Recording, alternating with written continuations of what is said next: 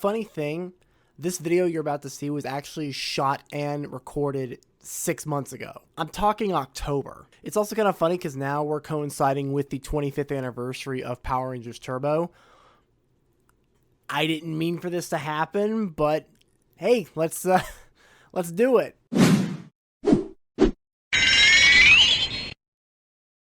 If you guys like what you see here, please drop a like and don't forget to subscribe. Doing so helps grow the channel, please and thank you.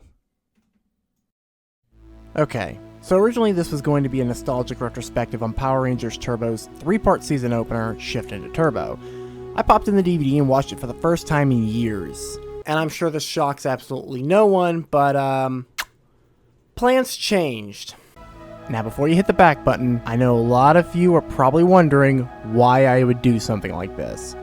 Well, the main reason being when I was rewatching these 3 episodes, I couldn't help but feel immensely disappointed at all the missed writing opportunities that this show was full of. There were actually quite a few good ideas, just poor execution. While on the flip side, there were quite a few bad ideas that really never should have been greenlit in the first place. A lot of longtime fans know this, but Turbo was a weird time for the show. The ratings were gradually declining since Mighty Morphin, so the writers decided to change things up, and as we'll later find out, it wasn't going to be the last time before the season ended that they'd do so. However, it's pretty sad that a dopey moron like myself can figure out a way to add some serious stakes and utilize the characters and themes to make this season opener hit a little bit harder. But just to be clear, not everything here in these 3 episodes is hot trash. For the most part, the basic plot synopsis works. The countdown to locating Divatox's bomb at the power plant, the very concept of our high school superheroes graduating and moving on with their adult lives, and bidding a fond farewell to Zordon and Alpha after discovering the wormhole that would return them to Eltar after centuries of seclusion here on Earth, while also not having time to bid a proper farewell to any of the Rangers, both current or former. These 3 plot points specifically should have a lot of story potential. The problem is, again, as I stated earlier, in the execution. So I'm going to take the available plot points that were presented in this episode as it aired and rework them to fit the theme properly for change and uncertainty of the future. Without further ado, let's jump into my rewrite of Power Rangers Turbo's season opener, Shift into Turbo. The episode, of course, would begin like it did in the original, Divatox rallying her forces to travel to Earth to exact revenge of the Rangers for ruining her marriage to Tall, Dark, and Sexy and conquer the planet. Because, you know, space pirates want that sort of thing. We then would cut to Earth with Adam, Kat, Rocky, and Tanya preparing for their high school graduation. Tommy would have picked up his diploma and, like in the original script, is racing cars on his uncle's track because, well, look at this season's logo. And here's where my story begins to segue. Here, I would give Rocky a character arc to go out on because, let's be entirely honest, neither Steve Cardenas or Rocky were given much of a proper send-off in the original.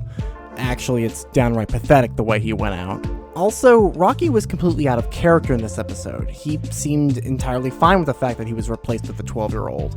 Now, in the original episode, it stated that he wanted to start his own karate school. So, let's utilize that for a plot point for his character. He's been thinking quite a bit since he sustained his back injury. He's come to a crossroads in his life. Legally, he's an adult, and instead of pursuing college, wants to open a martial arts school. No longer being a part of the team would give him time to dedicate his blood, sweat, and tears to that goal. Plus, Justin performed quite well in the battle against Malagor, and what's he supposed to do, just take the Turbo Morpher back from him, saying, "Scram, kid"? However, this is where the guilt he would feel would set in. He'd feel as though he's abandoning Tommy and the others, as they still have the added responsibility of protecting Earth. He'd get to pursue his dreams seemingly interruption-free, and they don't. Sure, Mondo and Machina are gone, and Divatox seem to be a one-off, but it always seems like some new force comes to Earth wanting to conquer it, which means that the Rangers' duty is never really fulfilled. Moving on, I'd axe the entire academic placement test with Justin and just keep him in middle school. I feel as though you can honestly tell some more interesting stories that way, plus, why would you even bother doing the whole Kid Ranger gimmick if you're just gonna stick him in freshman year in high school? Kinda doesn't make any sense to me. Divatox and company would arrive on Earth, and like in the original, Elgar would be given the responsibility of setting the time bomb at the Angel Grove power plant. Bulk and Skull are still turned into chimps who, because of their current state, scream and screech into the police radio, getting the attention of those at the power chamber, in this case being Alpha 5, Zordon, and Justin. Justin would want to go investigate, but Zordon would tell him that once he arrived at the plant, he should immediately call for backup from the other Rangers, because, you know, he's 12. Now here I'd make Justin a bit more egocentric, thereby giving him a character flaw, something he really needed in the original script. Sure, he'd say he called for backup after he got there, but he would think to himself, I'm a Power Ranger now. If anything happens, I'll just morph. In that state, I'm practically invincible. He'd arrive at the plant, hijinks would ensue, and because of Bulk and Skull, he'd be discovered by Elgar. But instead of him kicking Elgar's ass, I'd flip the scenario and have Elgar wiping the floor with Justin. Because, you know, he's 12. He would of course try to morph, but Elgar would stop him, even throwing the morpher out of Justin's reach. And just like in the original script, Adam, Catherine, and Tanya would realize that something was awry, seeing that Justin wasn't in the crowd of guests. They'd contact Zordon and Alpha, who would inform them that Justin is at the power plant. The trio would abruptly leave to assist Justin and be stopped by Divatox and a platoon of Piranatrons. Catherine and Tanya would go on ahead to assist Justin, while Adam stayed behind to dispatch the patrol. Meanwhile, Justin wouldn't be doing so well himself. Elgar would summon his own platoon of Piranatrons, and now Justin, not having his morpher, is outmatched, outnumbered, and vulnerable. Catherine and Tanya would arrive to assist, and while they're keeping Elgar and his mooks at bay, Justin would locate his morpher and jump into the fray. Tommy would be contacted by Zordon to aid the others, and like in the original script, assists Adam first before the duo regroups with the others at the plant. Elgar would of course retreat now that all 5 Rangers have come together, and they proceed to locate whatever it was Elgar dropped off at the plant. And of course, because of the sheer size of the plant, they'd have trouble locating it. So Justin would go to the power chamber to acquire the Turbo Navigator for their search. When Justin arrives, Zordon and Alpha are preoccupied with some discovery they've made, which we later find out is the interdimensional wormhole that'll return them to Eltar. But of course, neither the Rangers or the viewers know that, so we just get the impression that Zordon and Alpha are acting suspiciously. Using the Navigator, the Rangers locate the bomb, but they're having trouble trying to figure out how to disarm it. Meanwhile, Rygog and Piranatrons show up to stop them. They manage to ward off the enemy long enough for Tommy to engage the turbo ram and to get the explosive as far away from the plant as humanly possible in the sheer seconds it has left before it detonates. And of course, they're successful.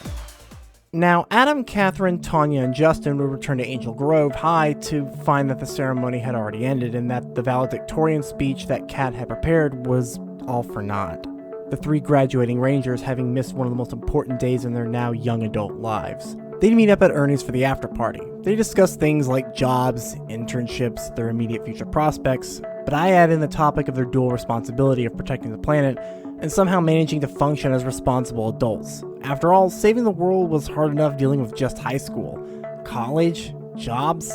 Well, that just adds more to their plate to deal with. Rocky would also be with them, and he would be feeling incredibly guilty. After all, he'd have the memories of his high school graduation, he has a goal to pursue, and virtually his life is interruption-free at the moment. Had he not sustained that back injury, he'd have been able to go through the Nemesis Triangle with them, be the Blue Turbo Ranger, and be in the same depressing position. But he wouldn't be the only one feeling bad. Justin would feel lower than low. After all, they had to miss their high school graduation to rescue him. If all 5 had gone together, maybe things would have turned out differently. He'd lament to Rocky about his emotions, and Rocky would encourage Justin, telling him that they all make mistakes, and that being a Power Ranger doesn't make you perfect. After all, he had done something quite similar almost a year prior. The 5 at the juice bar, this time including Rocky, would be contacted by Zordon to come to the power chamber at once. They'd arrive to find that failure of a toy, Larigo, at the power chamber, and Alpha crying, informing them of their discovery of a wormhole that will return them to Eltar. Yet another change the Rangers were completely unprepared for. Divatox would discover this wormhole and find out where it goes, and would be more than happy to see Zordon and Alpha leave, which would leave Earth defenseless. However, she finds out that there's a certain someone coming through the wormhole and freaks out and has Porto devise a way to close it. Porto would construct a device to close the wormhole, and they would send out a monster, Amphibidor, to do the deed. Tommy would arrive just in time, as there's no way he'd actually miss saying goodbye to Zordon and Alpha. Larigo would attempt to start the process to send Alpha and Zordon through the wormhole, but they'd be interrupted by the device that Amphibidor set up. At the same time, to keep the Rangers off Amphibidor's tail, Elgar would attack with Car Ranger footage, and we get the sequence of the Turbo Zords. Now, I understand there's a lot of people that don't like this sequence and would prefer it to be cut out entirely. But I don't know. I kinda like it. It's charming. Elgar would cower in full retreat, and the Rangers would return to the power chamber to say their final goodbyes to Zordon and Alpha, as Larigo would now manage to successfully get them into the wormhole. Divatox is pissed at Elgar's failure and would use her newly developed torpedoes to make Amphibidor grow. The Rangers would then discover the device that Divatox had set up to close the wormhole on Zordon and Alpha. However, in this scenario, I would not have the device be linked to Amphibidor. Here, I'd have Divatox send Porto and Rygog to go guard the device. This would back the Rangers into a rather precarious position. Do they stop the now-grown Amphibidor from destroying Angel Grove, or do they keep the wormhole from closing on Zordon and Alpha, which, if you don't know, failing to do so would kill them. They can't do both, and all 5 Rangers are needed to form the Turbo Megazord. Rocky being included in this version of events would step up to deactivate the device to save Zordon and Alpha, while the others form the Turbo Megazord to defeat Amphibidor. He would activate his Zeonizer and tell Justin that it'll be a team effort, because that's what the Power Rangers are, a team. He'd morph into Zeo Ranger 3 and engage Porto and Rygog, while the others one-shot Amphibidor with the Turbo Megazord. Porto and Rygog would of course retreat, and Rocky would deactivate the device, ensuring Zordon and Alpha's safe passage. The 6 would then return after the battle to the empty power chamber, lamenting over what their next move should be, now that they're alone. Now, while writing out the script of this episode, a couple of thoughts came to mind. There's 3 differing routes that I could take with this. I could either cut Dimitri and Alpha 6 entirely, I could delay the arrival of Dimitri and Alpha 6, or I could allow the episode to run its original course. I was honestly conflicted with which scenario to pursue, as it would be really interesting to have the Rangers be alone for the time being, as it would fit with the overarching theme of these episodes, being change and uncertainty of the future. Well, the themes based on my rewrites, that is.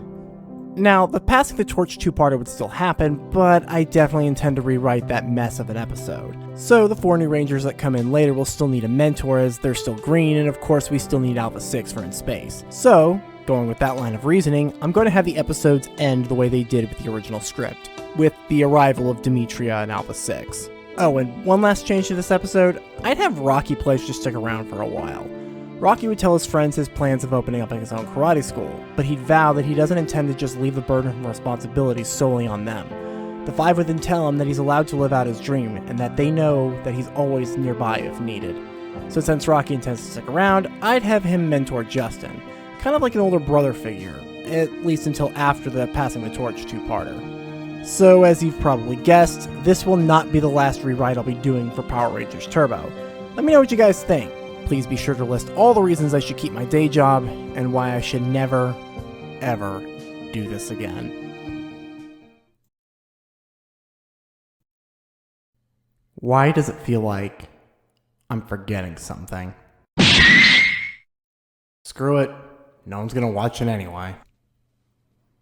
Hey, what is up everybody? Hope you enjoyed the video. If you did, let's get the conversation rolling and start dropping those comments in the comment section thingy below. Also, please proceed to drop me a like. It would greatly be appreciated. And hit that subscribe button, as I do have more content coming in the future. And hit that bell icon for notifications, because YouTube's got a nasty habit of, doing what they do. Also, you can follow me on the social media handles I've got listed right here. And, oh, what is that? Is that a Twitch channel? My name is Tanner, this is Scarlet, Geek Corner, and I will see you guys next time.